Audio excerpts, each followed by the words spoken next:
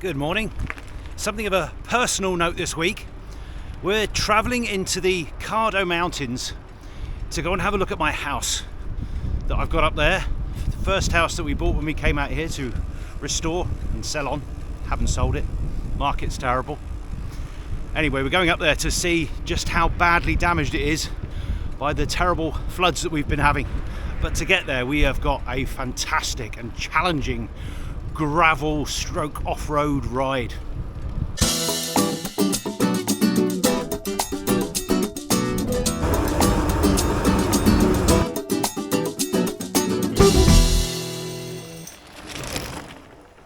But first we just need to drop in on Mountain Man Dave because he's going to give me a quick tutorial on what to do if these tubeless tyres spring a leak.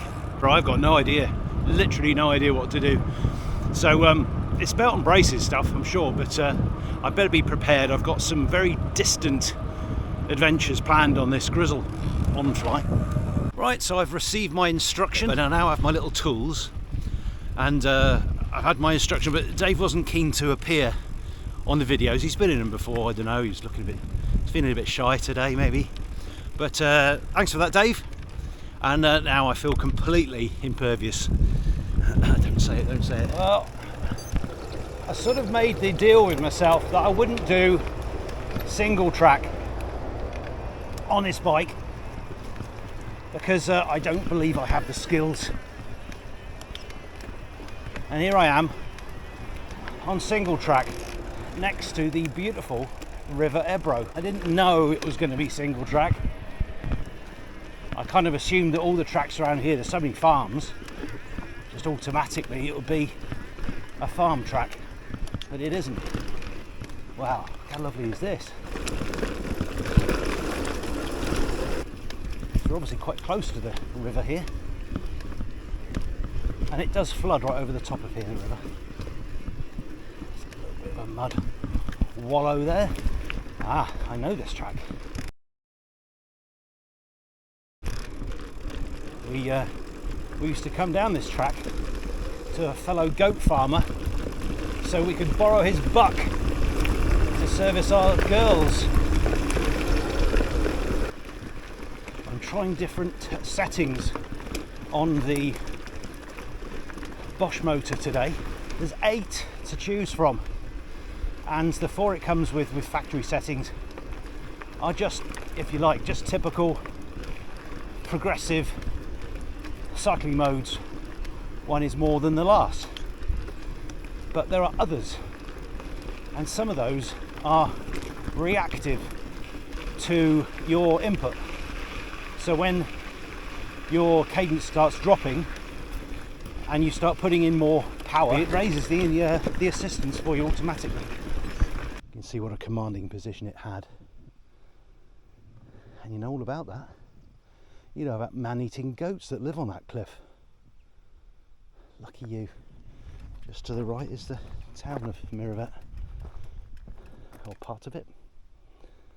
Oh, that is lovely. The Garmin is really not very clear, so I don't know if I'm supposed to go up. I don't know if I'm supposed to go up that one or along that one. Yep, it's ridiculously steep. But well, this bike's capable of it. So don't trust it. Oh. And again, it's just gone absolutely lovely. I get the impression there's many people up here. As to quite where I am, I haven't the foggiest.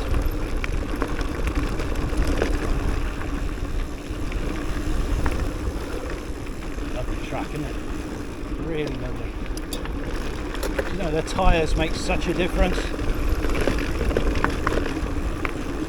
Just feel confident. All of a sudden we are in the mountains. That is gorgeous. Wow. Head is fully out as well now.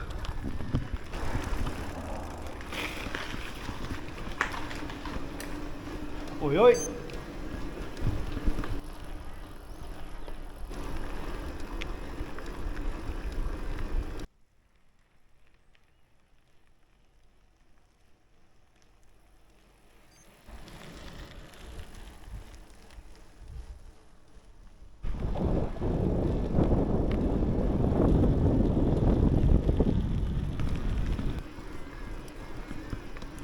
There are other ways to our house, and one of them is actually tarmacked for a lot of the way, but there's no fun in that, is there?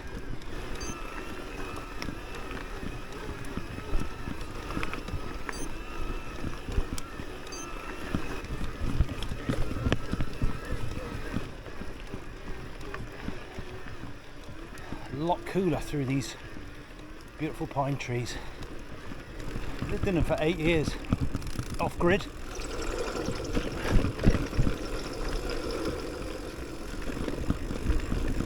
Composting loos, grow your own veg, keep your own bees, did all of that. Still do some of it. Sadly, we did leave the bees behind, so I doubt if they're still here. They might. Oh, look at the view! Not buzzed off.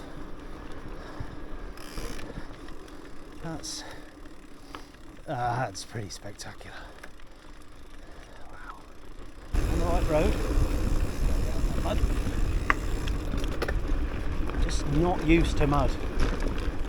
Just wouldn't be able to function in Britain off-road. When we first came out to this part of the world, I was a property developer, and it went from being in the UK, where because of various TV shows everyone started doing property development, and we came out here and you'd have to say it was target rich.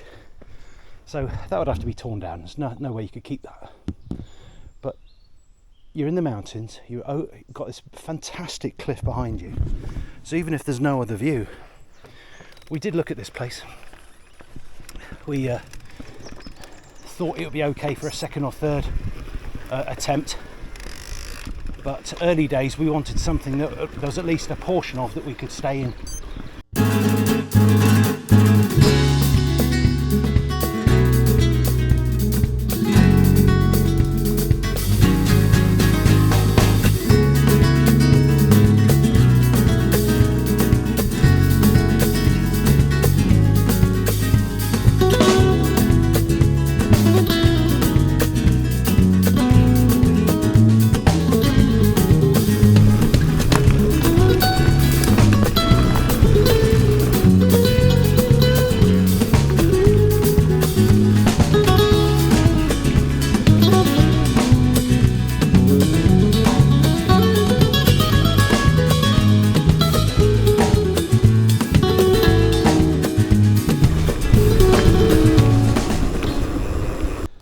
Lovely. And we came from over this way, over the Col, over there. Came working our way round to the left, all the way around. Lovely spot. I always thought that would be an amazing place to spend a long weekend, getting away from it all. Let's see if our neighbours are in and I can snaffle a cup of tea.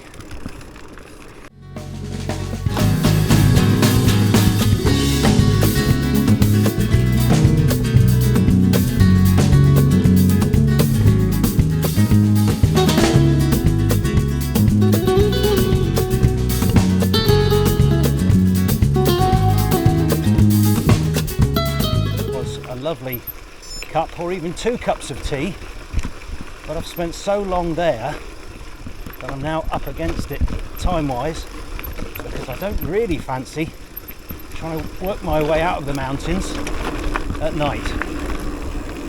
However, we're going to carry on as if nothing had happened. We're just going to do our best. That is very black, isn't it? It's spreading our way.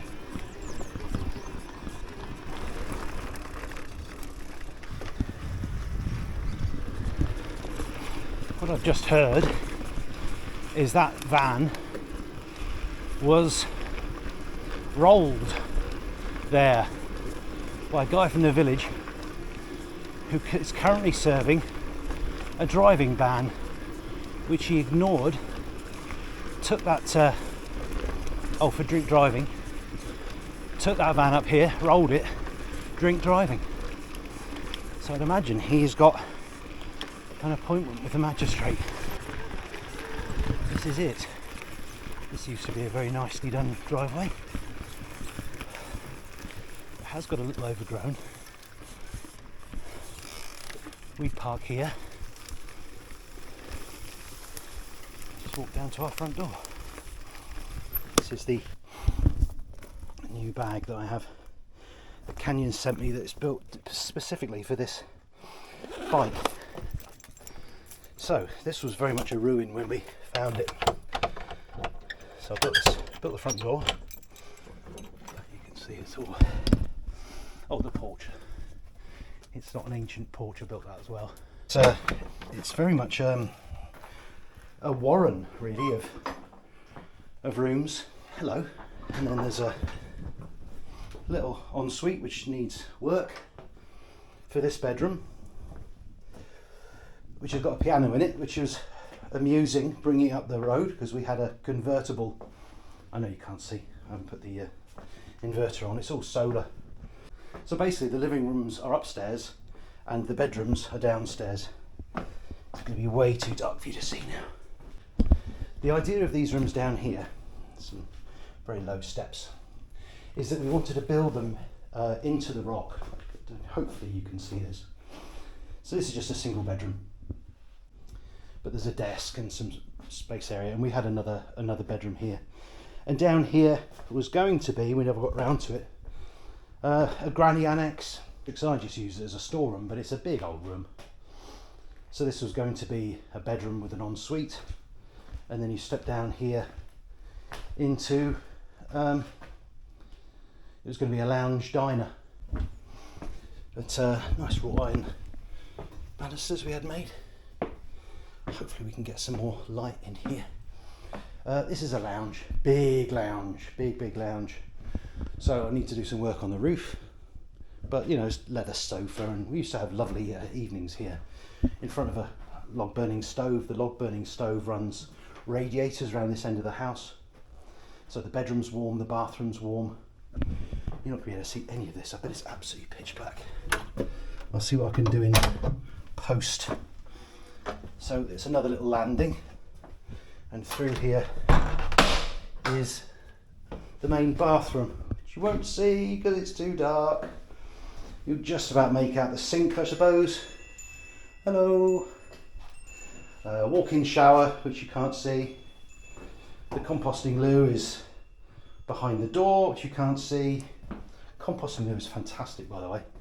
It has a fan that draws air down it, so when you're sat there you can feel a little tickle, but it means there's no smells can come back up.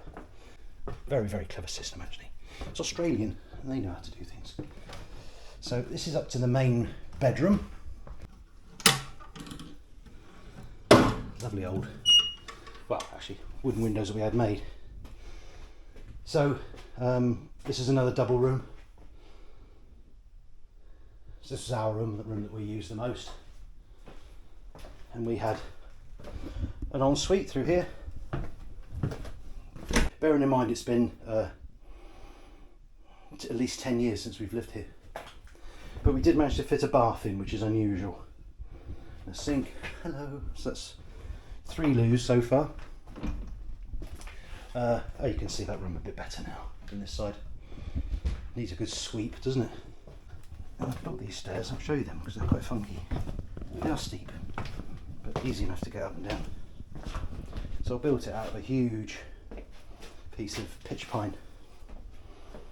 It's absolutely, it just weighed a ton, and I had to try and do a joint here to give that little landing so we can get into the loo. The point is, in Spain, you're desperate to keep the light out because light is heat, and you cannot afford to let too much light in because you just overheat in the summer. And then it's into a dining room with another log burner, so we could have breakfast here in the warmth. Open those up for light for now. So this is the light side of the house. So in the mornings you could come down and this would be a lovely light. Kitchen, rustic in style, built by me, or rather Mrs. Yako and I. And it's got all you need. 5-ring gas, because I love cooking, so I wanted the kitchen to be something that I could cook in.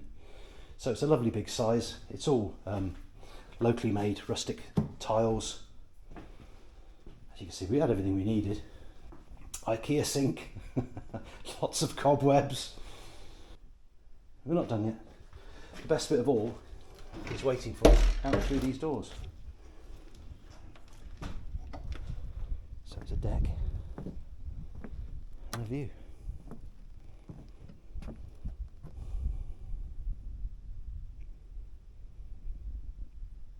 This didn't exist when we first had, well, the view existed. The deck that we're standing on, none of this existed. So we put in some concrete beams across, and we've got part of it as a deck because I've always loved decks. And it also meant we could have a walkway across to the garden. So the idea, which we never quite finished, was that the walkway would continue up to a lovely flat area that's by the back of the house there where there'd be a pool. And in the meantime, you could actually, for security, you could close the gate because you're a story up here and it's very difficult to get to. But yeah, it was in a terrible state when we first got it. And some of it's still not done. So I built all these seating areas and a barbecue. So this is just the best place to be. It's we had so many fantastic evenings here. That side of the valley is a natural park, and we're just outside it happily for building purposes. So this is what the upstairs looks like.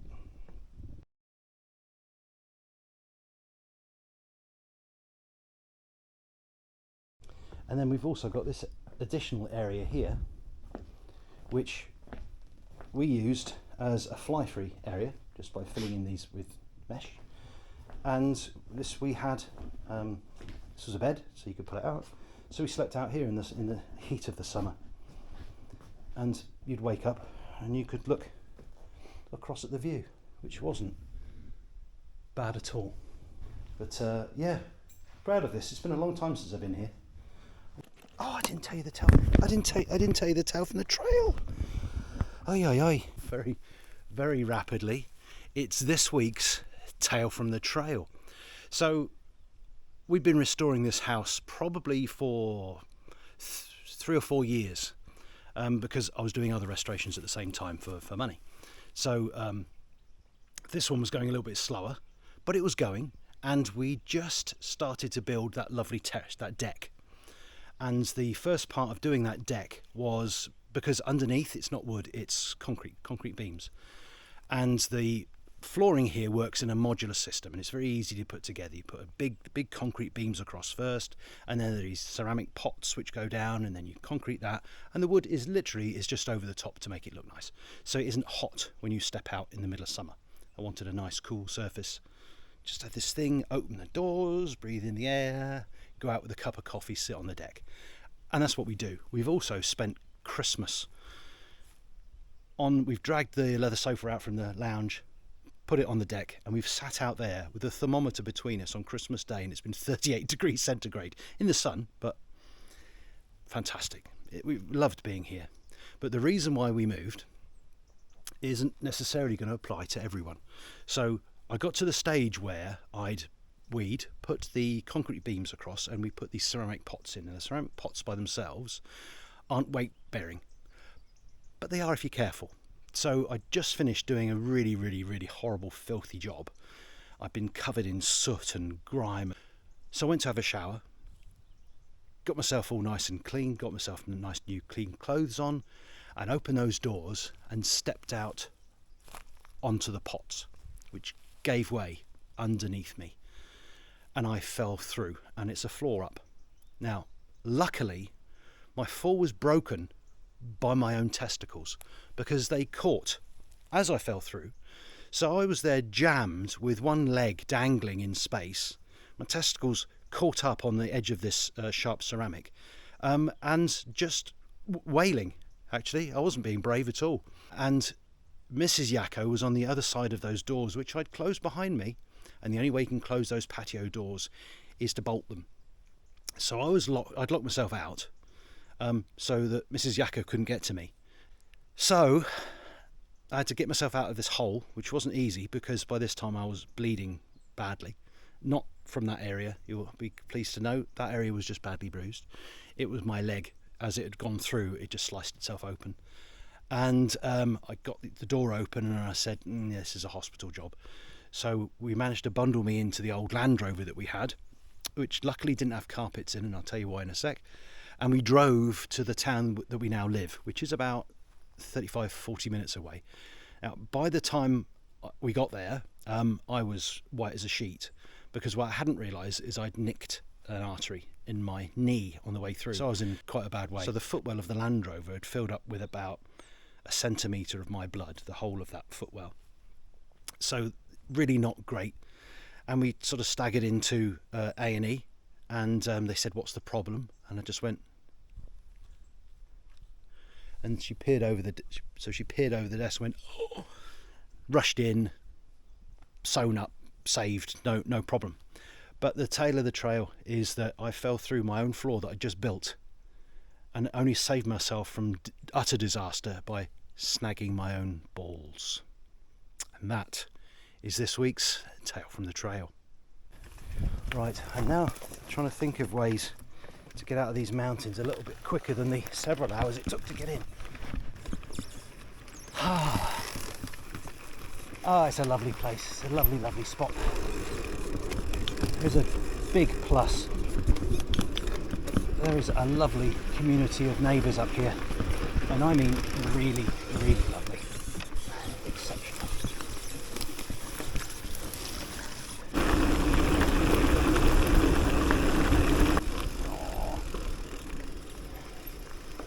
I'm in totally the wrong gear.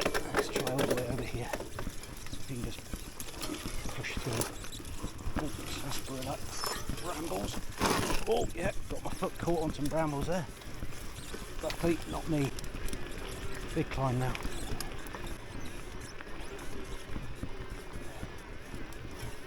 Crazy steep. Just rocks. Lovely bedrock.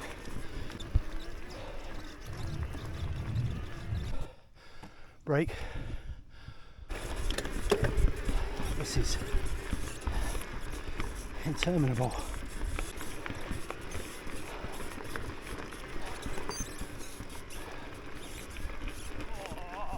About to come to a halt. I can't push.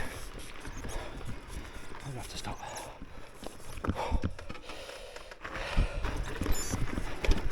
It's amazing how much energy you can get just from a minute or two stop. That really wasn't long.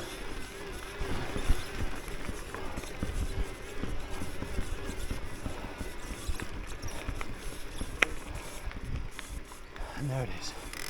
How welcome are you, you beautiful smooth roadies dream you. I'm gonna get covered in mud now.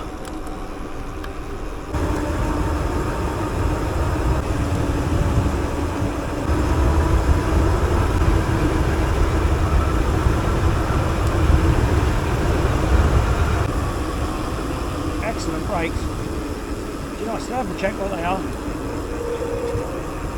Oh, that was very welcome and fun without being hair raising. It's coming down into the town now.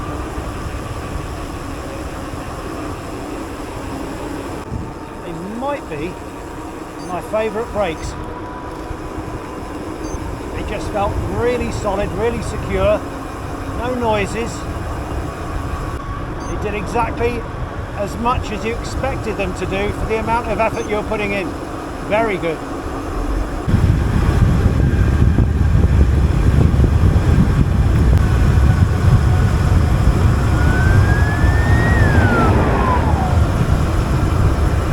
That was very odd. I come down that section all the time. I'm not entirely positive, and it's not a segment on Strava for me to check, but I don't remember coming down there ever as fast as that. I mean, literally since I've been on the main road. I usually do 63, and that was 65.7 with these 50mm tyres on. I was asked a question on the channel as to how well the Grizl rides on the road, and at the time I hadn't really ridden it on the road very much, so I sort of went with what I expected to be the answer, which is, you know, it's better than expected, but it's still pretty slow. Anyway, we're right at the end of the day. We've got 10, 15, we've got about 15 kilometers to go from here. No, yeah, we've got about 15, 14, less every minute. But I think that's going to do us.